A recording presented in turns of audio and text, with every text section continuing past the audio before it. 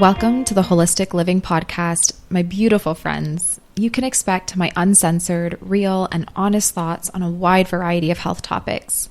If you love to learn on ways to improve your health, your life, your mindset, your emotions, and everything in between in a natural way, you are in the right place, and I am so excited to have you here.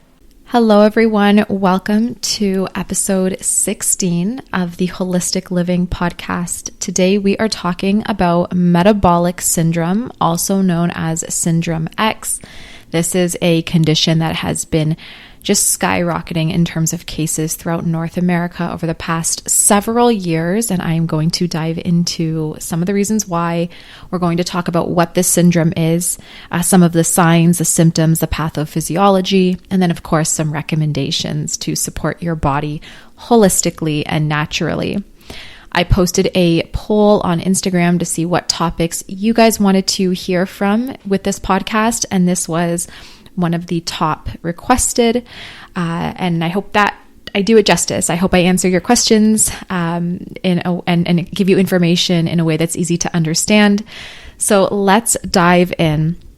Metabolic syndrome is something that is very prominent these days. Sometimes even just looking at people, you can tell that they most likely have metabolic syndrome. Now, a lot of times that's not to say, I should say, that everybody is going to look the same. A lot of people have no idea they have this condition because they seem healthy and more active and thin on the outside when in fact they do still have this condition. So just a side note, but a typical thing you can see with metabolic syndrome is usually guys, it's more noticeable it's more easy to notice, I should say, in men. So a lot of times you'll notice that they have a really big belly or abdomen.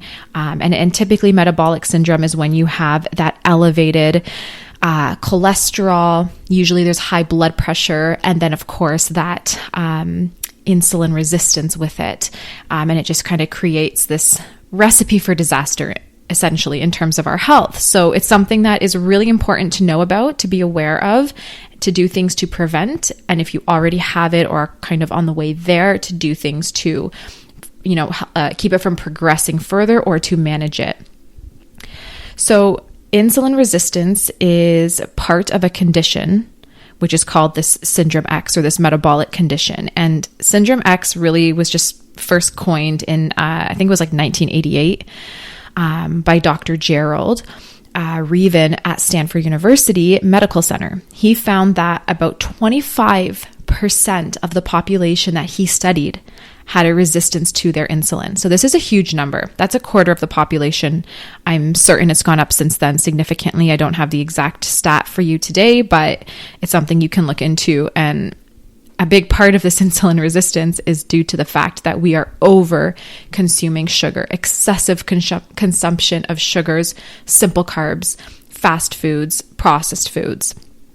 And in America, it's at our fingertips. Everywhere we turn, every checkout line in our grocery store is chips and chocolate, fast food and McDonald's on every corner, at every street light.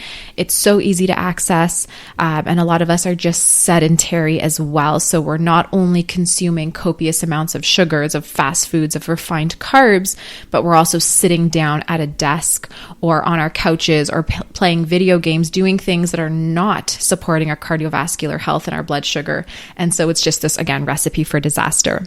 So metabolic syndrome is a combination of disorders leading to increased risk of cardiovascular disease and diabetes, including central obesity. So again, that weight gain around the abdomen specifically, hypertension, insulin resistance, hyperglycemia or glucose intolerance, and decreased HDL levels, which is those beneficial cholesterol, and elevated triglycerides or, the bad LDL cholesterol.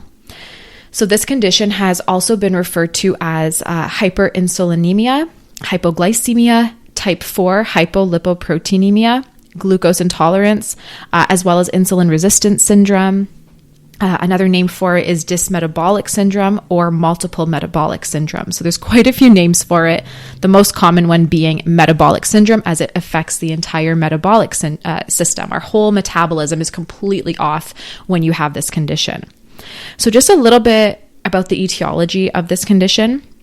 So in metabolic syndrome, essentially your insulin levels are elevated due to cell membrane receptor insensitivity to insulin. So this insensitivity to insulin is a result of a combination of factors that include an excessive intake of carbs, the sugars, the refined carbs, not enough fiber, so insufficient fiber, that's your flax, your chia seeds, things like that. Not enough fat and protein, and then a genetic predisposition as well.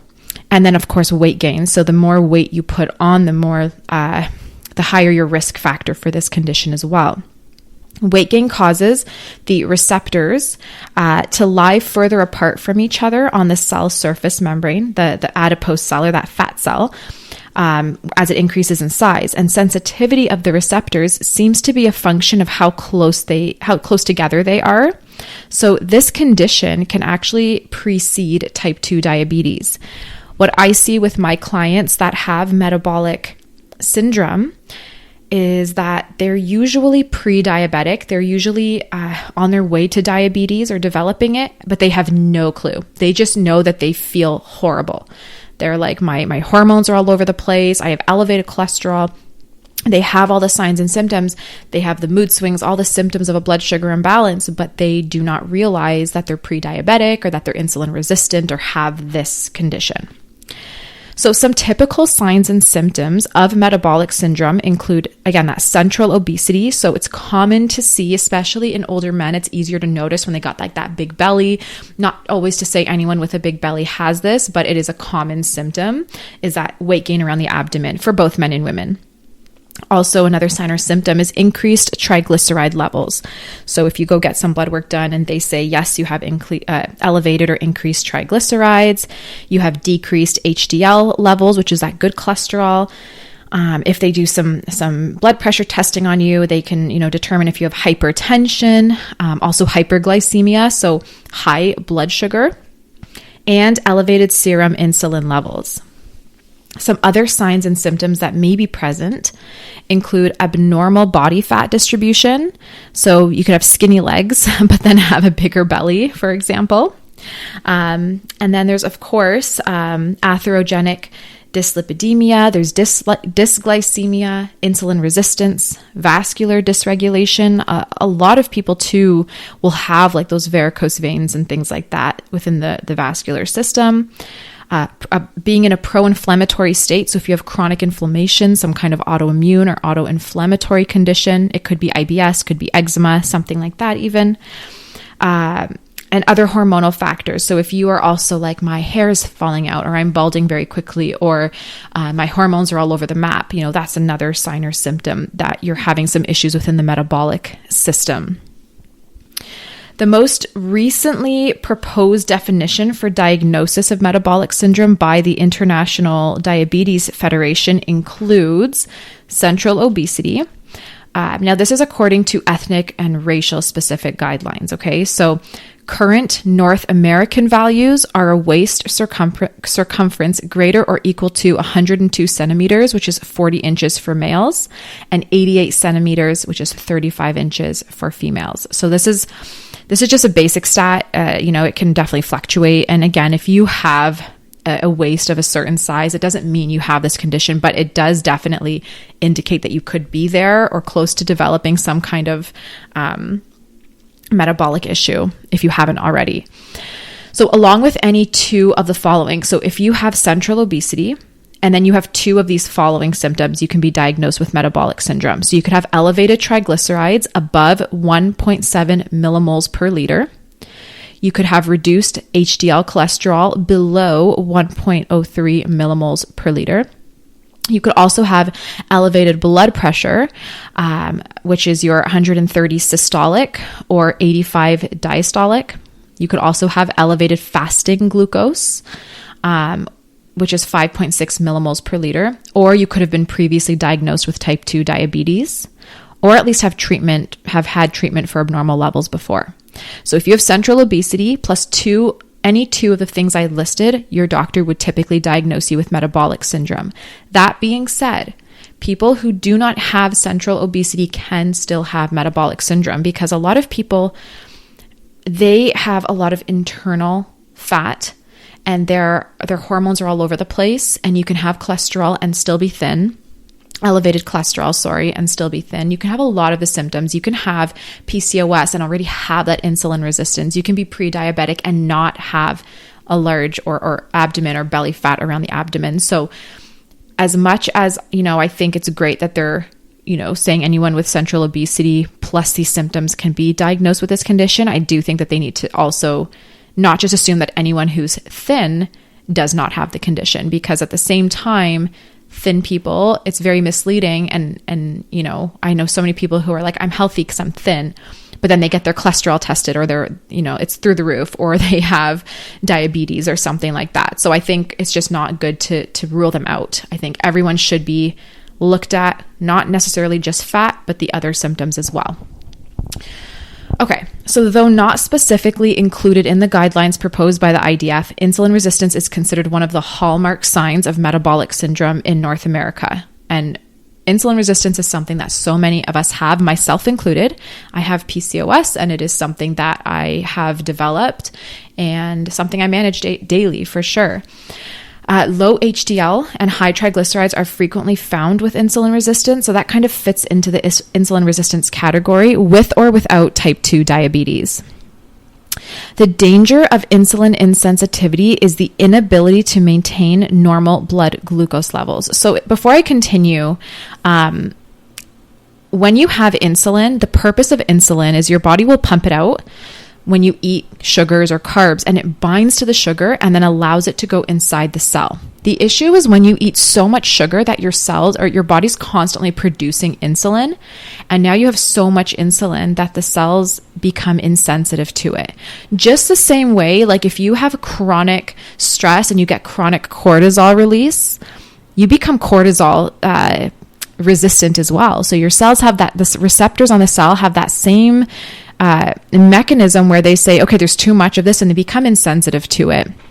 Almost like if, somebody, I'll use this as a poor example, but say someone around you is using a swear word and you're like, I don't like that word, but they use it constantly over and over again for many, many years. At some point, you're going to become kind of insensitive to it or immune to it. It's not going to bother you as much, most likely, like it did in the beginning. And that's kind of how the body works as well. Again, I know that's a poor example, but essentially what's happening is when there's too much insulin in the bloodstream, your cells become much more insensitive to it, so they don't pull it in as adequately. So now there's all this sugar that's not being pulled into the cell because the cells are not recognizing or accepting the insulin, and so that's affecting the blood sugar or blood glucose.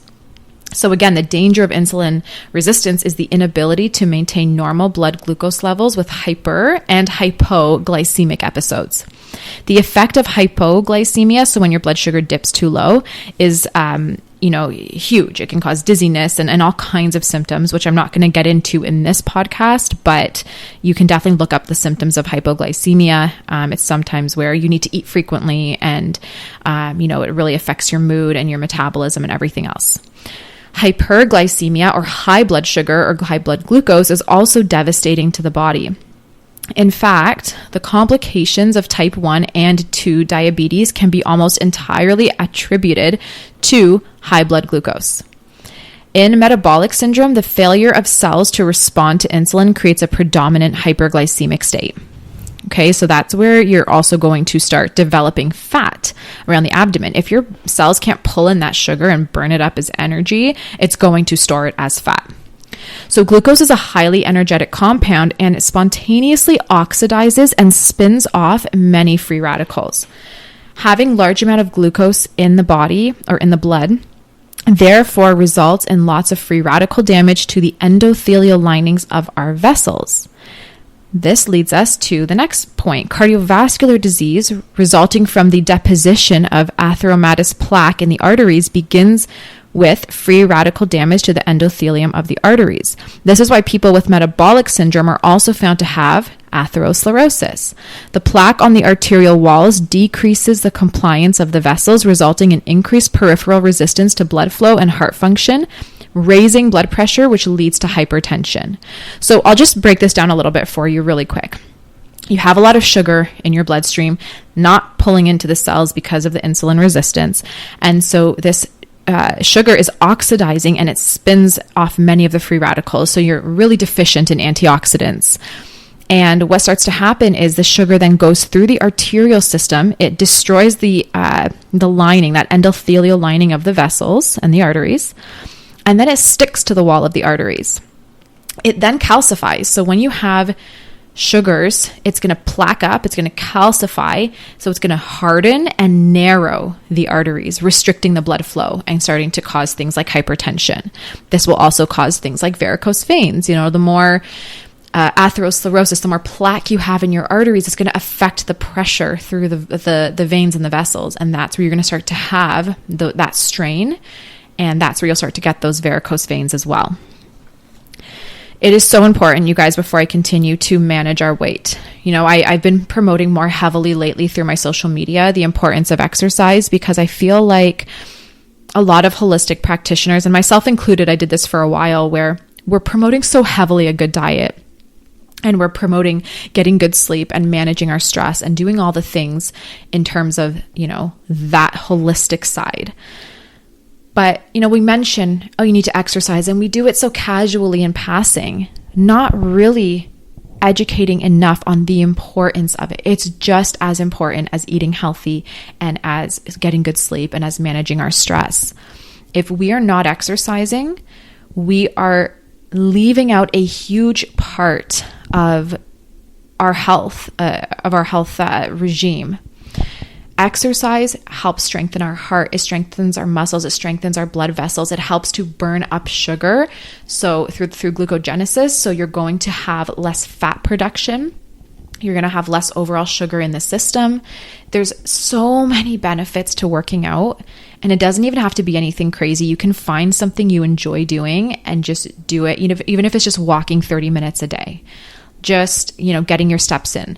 Anything that involves moving your body to keep your weight low can help so much. So I'm going to get more into that, but I just wanted to pause and really put that in there, because it's something that I see a lot of my clients, they are doing phenomenal with their diet. Now, of course, you'll lose the most weight by eating a healthy diet, not necessarily just exercise, but I see my clients doing phenomenal with their health in terms of their diet and all the other things.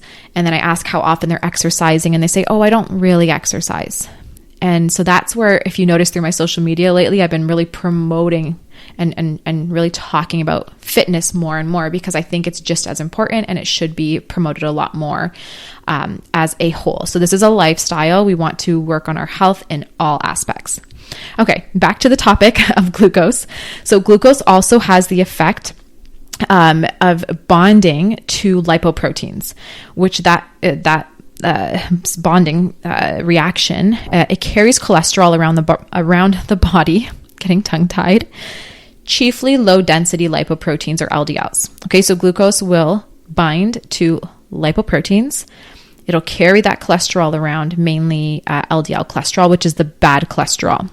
So when this happens, LDL cholesterol cannot fit onto their receptors on the cell membranes anymore, and therefore it cannot be taken up by cells for internal use. As a result, LDL cholesterol levels, which is again the bad cholesterol, it'll rise in the blood. Now, it is the take up of LDL by the cells that creates a negative feedback inhibition back to the enzyme, which is called HMG-CoA reductase. Okay, this is a rate-limiting enzyme in the liver for cholesterol production. So this negative feedback inhibition causes cholesterol levels to rise because liver production of cholesterol cannot be switched off. So the excess glucose is converted into saturated fats and cholesterol by the liver, further contributing to an increase in cholesterol and blood triglyceride levels. So you eat the sugar, you have excess in the blood, it will convert, it'll bind to the LDL.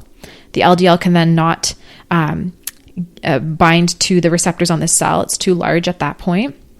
And so it starts to trigger elevated cholesterol levels. And this consumption of sugar and having too much of it, your body already produces cholesterol. So having the sugar increases it so much more. All right, so moving on, the cholesterol attempts to heal endothelial damage by free radicals, and it therefore forms plaque. So it sees that there's damage to the endothelial lining of the arteries and things like that from sugar. So it tries to attempt to heal it. But unfortunately, as it does that, it's forming plaque. It's going to close everything up with plaque. The increased levels of cholesterol will also overtax lipoproteins involved in taking cholesterol back to the liver. And so our good cholesterol levels drop, our HDL levels drop. This is where you will get the test done and they say you have low HDL, high triglycerides, or high LDL. That's a classic sign that there is too much sugar. And if there's too much sugar, well, why is there too much sugar? Because there's an insulin resistance, because your body is not burning up this sugar enough, and because obviously there's too much of it in the diet, which has created that insulin resistance in the first place. Okay, so you have high cholesterol and insulin resistance as your two important symptoms of metabolic syndrome. This usually creates the atherosclerosis, and as this condition progresses, if it's not managed, a lot of times diabetes is involved, but definitely there starts to become hypertension. You have that high blood pressure. You start to really, this is usually by the time you're, in your 50s, 60s, you see these elder people who start to have high blood pressure, cholesterol issues, all that. It's just a classic metabolic syndrome. By that point, they usually have a lot of weight gain around the abdomen as their body has been storing fat there, especially around the liver. A lot of times they'll have non-alcoholic fatty liver disease as well, as it's common to have with this condition because the liver is so taxed and so strained from all of the sugar consumption. And the list goes on. So there's so much more to this topic, but I'm going to leave it at that. I want to get into some recommendations for metabolic syndrome since we're already at the 20-minute mark. So let's start with our diet. What can we do with our diet? First and foremost, you have to ensure that you are eating enough protein. I can see this time and time again in the American diet, where sure, protein, everyone's eating tons of steak and bacon and sausage all the time in the typical American diet. But these are very fatty meats. And so in terms of the protein, you're getting so much fat and therefore way more cholesterol, but you're not actually having as much protein. There's so many fillers in sausage, and bacon's mostly fat. So the level of protein we're actually consuming is quite low. And then most of our meals are also carbs and not as much protein. You'll see people eat a sandwich. They're going to have a lot of bread, a lot of chips, things that are very carby, lots of sugars and chocolates with overall low protein. I see people consuming not even a quarter of what they should be hitting every day with protein. So the good way to know if you're getting enough protein is to kind of do some tracking. You don't need to weigh and things, but just estimate. If you're eating a piece of chicken, can be roughly around maybe 25 grams of protein. Or if you're going to have some yogurt, you can read on the tub how many grams of protein for a 3/4 cup or 1 cup. So just roughly estimate in your head as you're going through your day to make sure you hit your protein goals. You should be getting if you're working out moderately, you should be having 1 gram of protein for pound of body fat. So say, or of weight, not body fat. So say you weigh 120 pounds, you want to be hitting 120 grams of protein roughly. Maybe a little less, maybe a bit more if you're really active in the gym and lifting a lot of weights. So most of us are getting 30 grams of protein maybe in a day, which is really crazy because every part of our body needs protein. Our cells need protein to repair. And if we're not consuming enough, we simply cannot run these processes in our body that require protein.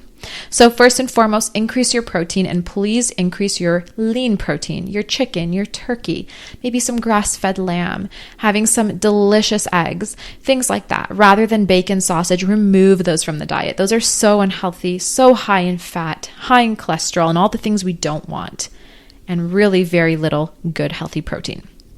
The second thing, you definitely want to avoid coffee if you have hypertension, any cardiovascular issues. You also want to avoid any caffeine or stimulants or carbonated like sodas and things like that. You also, of course, need to avoid sugar, alcohol, especially, and artificial sweeteners. Artificial sweeteners destroy the liver. Sugar destroys the liver, creates cholesterol, creates more insulin resistance or diabetes type of reaction. Alcohol has the same effect as sugar. We know alcohol destroys our liver, creates more atherosclerosis and plaque in our arteries. It creates more free radical damage and just so much more that it's going to drive this whole metabolic condition forward. You need to be drinking a lot of water. Water should be your, I would say, one and only, for the most part, drink. So you shouldn't be having alcohol. You shouldn't be having coffee. I know a lot of people are going to be like, this is so lame. Why can't we have this? But this is the truth. If you have gotten yourself to a point where you have this condition, or you're on your way to developing this condition because you already have insulin resistance or things like that, you should not be having anything but water, some herbal teas, maybe a bit of coconut water here or there. It really should just be water as your main source of liquid. You have to increase your fiber intake. So this is a non-negotiable for, I would say, everybody with or without this condition. The thing I see, again, time and time again with my clients is the first thing I notice in their diet is most people are not consuming fiber. And it's not anyone's fault. It's just that it's not something that's a common ingredient, at least in the typical American diet or things like that, because it's not something that is promoted enough. Most people don't even know about fiber. That the only concept of fiber most people have is that Raisin Bran muffin or that Raisin Bran cereal, which is not the fiber we want. We want soluble fiber, and that's chia seeds, flax seeds, psyllium husk. You can bake with these. You can add them to smoothies. You can take them in supplement form. However you want to do it, definitely get your fiber in. They help to stabilize your blood sugar. They scrape and clean out the colon. They can improve cholesterol levels and so much more. You also want to incorporate cold water fish into your diet. You need to avoid trans and hydrogenated fats. Get off of canola oils. Get off of butter. Some grass-fed ghee is okay, but just typical conventional margarine, butters, vegetable oils, vegan butters, canola, if I didn't say that already, just get off of all those bad fats. Have real healthy olive oil or some grass-fed ghee or some coconut oil, but really avoid anything else because they are just toxic, inflammatory, going to elevate your cholesterol, create more atherosclerosis and plaque buildup, and so much more. You also need to avoid refined and simple carbs. So get off the chips, get off the cookies, get off the white bread and the rice and the pasta. Consume quinoa and buckwheat and millet and mung beans and chickpeas and, really clean, low GI fruit. So berries and green apples, some pears, some pomegranates. So really shift away from all that junk that we're used to and switch to something healthier.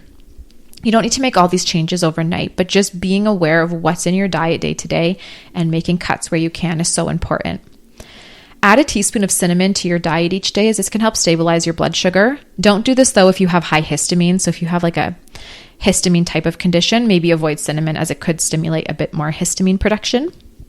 You also want to increase your consumption of fresh garlic and onions if you can tolerate these. If you have certain SIBO or IBS, you might not be able to tolerate them right now, but once you fix your gut and you get to a point where you can, they should be a staple in the diet.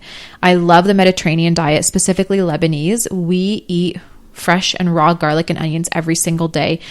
We make a garlic sauce that we call toum, and it's delicious on chicken. It's literally just garlic blended with olive oil and some salt. It's amazing. And we also have onions on everything, and it is so important. It helps support our heart and our cholesterol and everything. And it also helps with balancing our blood sugar. It kills pathogens, it boosts our immune system, supports the liver. Lots of benefits to garlic and onion. You need to eat an alkaline diet as well. So lots of dark leafy greens and green veggies like broccoli, asparagus, fiddleheads, things like that. That also means cutting back on acidic foods. So, all the processed and packaged foods are going to be acidic. All of your carbs and starches are going to be acidic. And even our protein is acidic. So by eating a leaner protein, some fish, having the greens, having some healthy fats like avocado, nuts, and seeds, and some fresh fruit like berries, that's how you're going to keep your diet more alkaline. You also need to overall really, again, consume chlorophyll-rich foods. I can't stress that enough. Most of us are not getting enough dark greens in a day, period. There's so many delicious recipes to consume these greens in any way you can think of on social media and on YouTube and on Google. So take advantage of all the content that's out there for amazing salads, for things that will taste good, especially if you are not a vegetable lover, in order to get them in every single day. Okay, what are some supplements we can do? Probiotics can help start to support our digestion in our gut. They can help to start improving our metabolism. You also want to do things like, my two top would be inositol for insulin resistance. It helps the kidneys process the sugar and the insulin, and chromium, which helps stabilize blood sugar. You also want to consider, and of course, always check with your practitioner before supplementing with anything, but consider magnesium, vitamin D, also some fish oil, maybe take it alongside some glutathione, and alpha lipoic acid. This alpha lipoic acid will stimulate insulin activity, and it increases insulin sensitivity in our cells, which is what we need. It is also an antioxidant and helps recycle vitamin E, vitamin C, and CoQ10. You also want to consider something like vanadium and antioxidants, which are really important to prevent heart disease. So vitamin E, vitamin C. And you can take vitamin C with the amino acid lysine, which binds to lipoprotein A and prevents it from depositing on artery walls as plaque. So lysine protein with vitamin C, really good for heart disease. You can also take zinc, potassium, so get a good mineral supplement in. Plant sterols, which are my go-to for anyone with elevated triglycerides, as it helps really lower your cholesterol naturally without the use of statins and other crazy drugs. Vitamin B6 and B12 and folic acid. I usually just recommend a straight up B complex so you can get everything in, and get a methylated B complex so that if you have MTHFR genetic SNP, it's not going to affect you negatively. And then you can also do some lipotropic factors as well. Now, some lifestyle and other factors. First of all, a detox. When I work with clients, I have clients who are like pretty thin. They don't really feel that they have any issues within the arteries. And I tell them most people have, if you have insulin resistance or if you consumed a lot of sugar in your past or alcohol, most people have some degree of plaque buildup in the arteries and it needs to go. So at some point, we always will start off with the protocols with the liver and kidney drainage so we can get things moving in the body. But at some point through our time working together, I get all my clients on a cardiovascular drainage protocol, which starts to flush and clean out the arteries, break down that calcified plaque, emulsify the plaque, and remove it so we can start to have healthier arteries. I know typically doctors and people will say you can't remove plaque from the arteries. You absolutely can using homeopathy and natural remedies. It has proven time and time again to be successful, but it does take some time. And that's something that I recommend everybody does. Start off with doing a liver and kidney and colon cleanse. I have a beautiful step-by-step guide to get you started. It'll be linked in the description of this podcast if you want to get started on that. Once that's completed, we want to start moving deeper into the body and really cleaning things out, rebalancing the cells, improving that insulin resistance, improving the high cholesterol and all the other typical symptoms that are here with this condition. You also need to lose weight if necessary. Now, again, some people might not need to lose weight. You can be thin with this condition, but commonly there is some excess weight, maybe nowhere except the belly. But regardless, if you have a bit of excess weight on the belly, it needs to go. Start exercising, start moving your body. Don't have to jump and get a crazy gym membership or something, but just start doing something for your health, for movement. The increased size of the adipose cell correlates with the degree of insulin insensitivity. So you want to shrink those fat cells by losing some weight. You also want to get ample, regular, good quality sleep, get within your circadian rhythm, maintain consistent, frequent exercise overall, as regular exercise increases insulin sensitivity, which we need. You need to reduce stress and practice stress management techniques. Deep breathing, transcutaneous vagal nerve stimulation can help with this. I love also using aromatherapy, deep breathing, some essential oils to help with stress. Of course, removing stress from your life wherever possible. You can also take adaptogens or homeopathics to help with regulating your stress. So talk to a practitioner about getting you on something for that. You also want to get some exposure to sunlight. Don't sit inside all day. Don't sit in your basement gaming all day. You got to get outside. Go for a walk in the sun. Don't be scared of the sun. We need it. It's healthy. We need to have that exposure. You also have to avoid cigarettes, vaping, even just being in the vicinity of cigarette smoke or vaping or anything like that, and other pollutants. Just avoid it. It speeds up atherosclerosis, plaque buildup in the arteries, heart issues, and so much more. Like I said earlier, you need to do a detox. You got to clean out the gut. You got to kill pathogens. You need to flush the liver, as that poor liver is so strained from all the sugar and the insulin issues and everything else, including the kidneys. The kidneys deal with a lot of insulin and sugar as well. You can also use castor oil packs. So I love doing castor oil packs over the liver. I usually will end up doing it. There was literally a fly on my arm, and that's why I just panicked. I thought it was a spider. So that's where that weird slip in my voice came. I apologize. I don't do the castor oil packs as often as I would like to, but typically I recommend people do them once a week at least, if you can. If you don't have time, even a few times a month, you just place the pack over your liver. I have a YouTube video explaining exactly how to do it if you're interested. There's a lot more you can do, but this is a good starting point.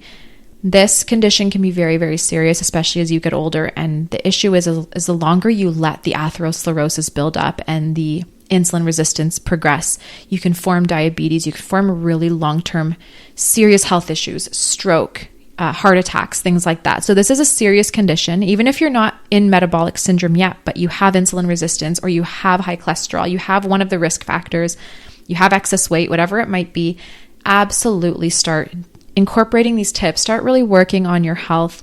Eat better, move your body a little bit more. You don't have to do any drastic changes right away. Just do baby steps and get yourself there. It is so important.